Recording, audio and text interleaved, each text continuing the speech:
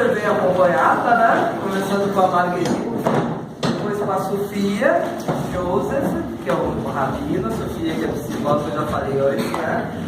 O Michel, que é um historiador, também, o maior luxo estar com ele aqui. Eu adoro ouvir o Michel falar, então, assim, vindo falar assim, na exposição, eu me sinto muito feliz, muito obrigada. Depois de eu falar, você pode. Tá bom. E o Michel, ele é coordenador da cultura judaica lá no Eliezer Max, a escola do meu filho estuda, então a gente fala bastante. E a Leila Danziger, que também já apresentei antes, artista, né? E também maravilhosa. Então quero agradecer a presença de todos, dos palestrantes por terem vindo aqui, na maior boa vontade, quando eu convidei de terem aceitado para a gente fazer esse encerramento bacana aqui no Rio. E vou dar a palavra para a primeira pessoa querida, que é a Marguerite.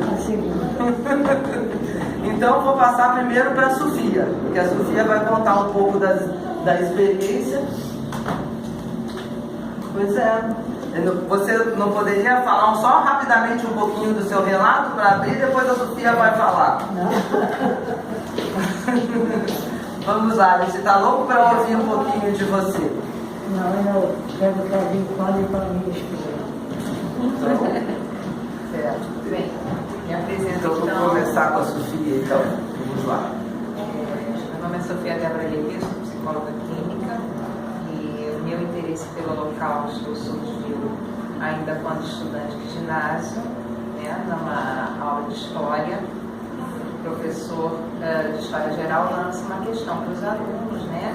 Como é que os judeus não reagiram? Por que os judeus não reagiram? Isso é uma questão que volta na literatura a respeito muitas vezes, né? E aquilo, daquele momento, já me soou demandando um estudo mais específico, mais contextualizado. Será que não reagiram? Se reagiram, como reagiram?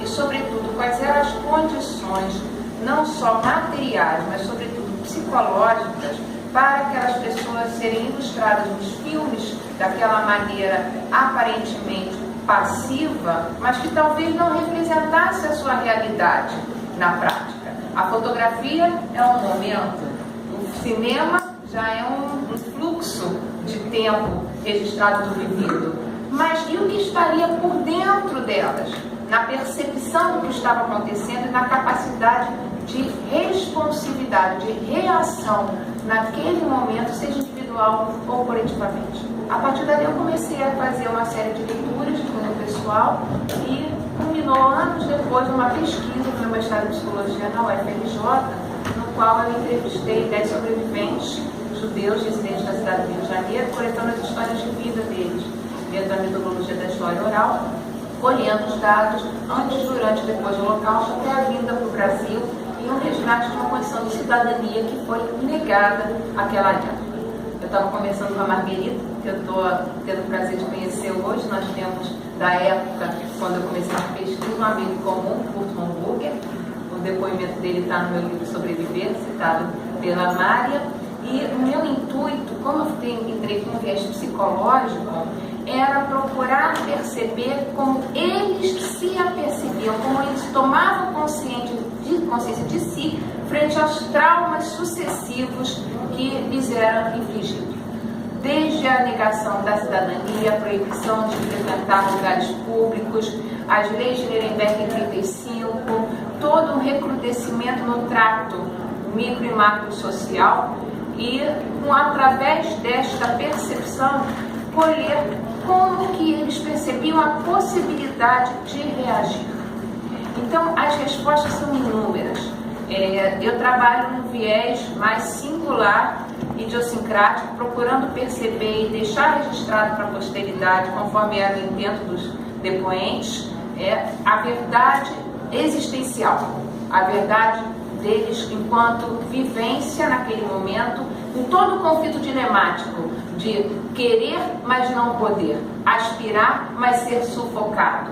E isso perdura até hoje no clamor de que essa história seja respeitada e não negada, e não maltratada, não distorcida pelos grupos revisionistas e negacionistas do Holocausto, que atualmente é a minha pesquisa no meu pós-doutorado, é uma preocupação permanente de todos nós, acredito aqui, que estamos nessa luta para essa preservação dos dados da verdade. Eu já vejo que com o passar do tempo, o próprio esquecimento ganha lugar e o fomentar